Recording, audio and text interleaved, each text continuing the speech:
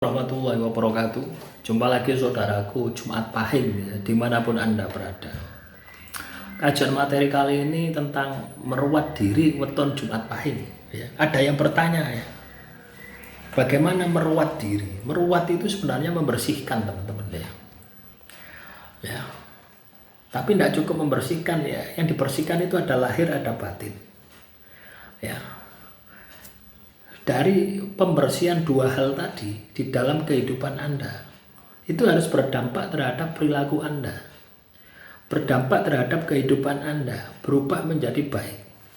Baru ruatan itu dikatakan berhasil. Ya, banyak cara ya, ruatan itu banyak cara. Ya, misalkan teman-teman Jumat Pahing mandi, ya, mandi kembang telon. Ya. Mandi kembang 7 rupa, kembang setaman. Ya, Anda setiap hari mandi kembang telon atau kembang 7 rupa. Atau Anda mandi daun kelor misalkan. Ya. Anda mandi bambu kuning, pakai bambu kuning. Atau Anda mandi pakai minyak jakfaron merah misalkan. Itu adalah mandi-mandi untuk ruatan. Ya, membersihkan diri secara lahir. Kalau misalkan bahan-bahan tadi itu tidak ada, ya Anda bisa pakai sabun, ya sama saja. Ya, Anda mandi pakai sabun. Kalau di desa itu kan ya pakai mandi kosokan watu di kali ambil godong toro biasa ya. Itu juga ruatan. Ya, ruatan lahir. Ya. Coba Anda rasakan ketika Anda mandi sehari 3 kali dengan sehari tidak mandi gitu, itu rasanya beda. Itulah ruatan itu seperti itu secara lahir. Itu ruatan fisik ya. Ruatan tempat ya, rumah Anda. Dalam rumah itu ada kamar, dalam kamar ada ruang tamu, semua macam-macam pokoknya. Itu dibersihkan semua. Itu juga ruatan. Kamu ngecat tembok semacam ini ya, belang-belonteng ini perlu diruat ini. Ya, energinya negatif, coba Anda lihat, rasakan, tidak enak. Ini akan berpengaruh terhadap perilaku kita. Ya, ini ya bekasnya paku-paku ini. Ini kalau Anda mau meruat itu harus dibersihkan. Jadi ruatan itu seperti itu. Terus selain itu, ruatan kendaraan.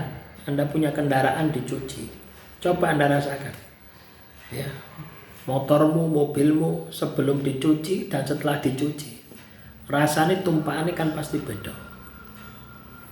Nah, setelah kita melakukan ruatan ya, bersih-bersih tadi ya, baru kita ruatan diri, batin ya, ruatan pikiran untuk tidak berpikir negatif.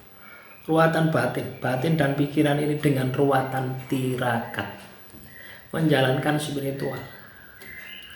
Ya, kalau Anda Muslim ya, nanti sesuaikan saja ya dengan agama dan kepercayaan Anda. Kalau Muslim ya, kebetulan saya Muslim, ya ruatan yang saya lakukan ya sholat 5 waktu. Itu standar ya, standar. Isya, subuh, lohor, asar, maghrib. Ya. Jadi sholat subuh itu meruat diri kita, membersihkan diri kita secara pikiran dan batin. Perilaku kita dari isya sampai subuh. Kelakuan kita dari subuh sampai duhur itu diruat dengan sholat duhur. Jadi kalau Anda sholatmu berkualitas, maka dirimu pasti bersih, pikiran dan batinmu. Ya, masalahnya kita sadar bahwasanya diri kita harus diruat. Karena energi negatif itu sudah numpuk ya, sudah ngeflek di dalam tubuh kita. Maka tidak cukup ya, misalnya rezekimu mampet, rezekimu seret, ekonomimu hancur berantakan, bisnismu berantakan. Ya, tubuhmu sakit-sakitan, mau macam-macam, pokoknya masalah kehidupan. Ya, tambahi dengan tirakat. Tirakatnya apa? Poso. Ya, poso. Wirid, maca kitab suci. Ya, ada juga tambah-tambahan ya. sedekah dan sebagainya. Ya, tapi biasanya dalam kondisi semacam ini kamu tidak akan bisa sedekah. Karena apa? Ekonomimu hancur, tidak ada yang disedekahkan. Kecuali itu tadi tirakat. Ya, kamu menguatkan sukmamu, kamu menguatkan batinmu dengan jalan puasa. Puasa ini juga macam-macam ya. Ada puasa Senin Kemis, ada puasa Nabi Daud, ada puasa mutih, puasa ngerowot dan sebagainya. Saran saya ya, ini tidak berat juga tidak ringan. Puasanya puasa Nabi Daud. Sehari puasa, sehari tidak. Sehari puasa, sehari tidak. Dan itu hilangkan unsur hewani. Artinya ketika kamu makan, tidak ada unsur hewaninya sama sekali. Terasi, apa meneh, petis, ya, segala macam ikan, air tawar, air laut, segala macam daging, ya, telur dan sebagainya, penyedap, ya, penyedap makanan, rasa ayam, rasa sapi, hilangkan semua. Sampai kapan? Sampai nasibmu berubah menjadi baik. Sampai ekonomimu stabil, sampai kesehatanmu stabil. Nah, puasa Nabi Daud ini kan sehari puasa, sehari tidak. Ketika tidak puasa, tidak ada unsur hewaninya. Tujuannya apa? Supaya ketika ada makhluk halus di dalam tubuhmu, entah itu kodam, entah itu kamu ketempelan karena kamu sering makan di luar, ya. Loh iya, kita makan di warung, ya, tuku cilok misalkan, tuku bakso misalkan, tuku rawon. Nah, manakala mereka menggunakan pelarisan, ya, masuk energi negatif di dalam tubuhmu. Lah lama-lama setahun ping piro, ya, ngetel. Atau kalau Anda sering ke mall, ya, makan di mall, ya, apa itu makanan instan itu, fast food itu, ya, jangan kira itu tidak menggunakan pelarisan. Ya, banyak dari kalangan mereka itu yang ke desa-desa. Ya, coba kalau tidak percaya kamu ya ke mall, ya, ke mall kamu duduk diem, heningkan cipta. Itu kamu akan melihat ya penampakan-penampakan di mall itu lebih menyeramkan daripada di Alas Purwo. Karena apa? Demitnya pindah ke sana. Nah, itulah teman-teman ya. Jadi ruwatan itu seperti itu. Ruwatan lahir, ruwatan batin. Ya, ruwatan batin itu menjalankan perintah Tuhan, tambahi tirakat. Sampai kapan? Sampai kamu sembuh. Ya. Dan ini tidak hanya katanya ya, saya juga melakukan ini ya di tahun 2017 ya. Jadi 4 tahun ya saya. 17, 18, 19, 20 ya, 21. 4 tahun sampai 5 tahun ya. Itu saya melakukan ruwatan. Poso wirid dzikir. Poso wirid dzikir. Ya. Juga aktivitas seperti biasa itu kita belajar, kita tingkatkan. Ya. Jadi adanya keseimbangan ya antara lahir dan batin. Ya, baru ketika nasibmu berubah, ya, nah, itu sembuh kamu. Ya, biasanya ya ketika kita ini hancur ya, itu biasanya ya ono jini ya, ono kodami, kadang ya kodam, kadang ya jin, kadang ya sihir, ya teluk, ya santet. Ya, kebetulan yang saya alami adalah sihir penutup rezeki.